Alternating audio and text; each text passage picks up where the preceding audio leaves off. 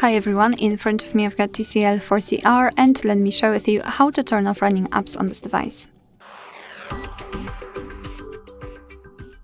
So let's start with opening the recents. If you've got the 3 buttons navigation, simply tap on the button with 3 bars icon. And if you've got the gesture, swipe your finger from the bottom to the center of your device like that. And after releasing the finger, you can see the recents. You can close them one by one just by swiping them up like that, or close all of them just by tapping on this, let's say, brush icon.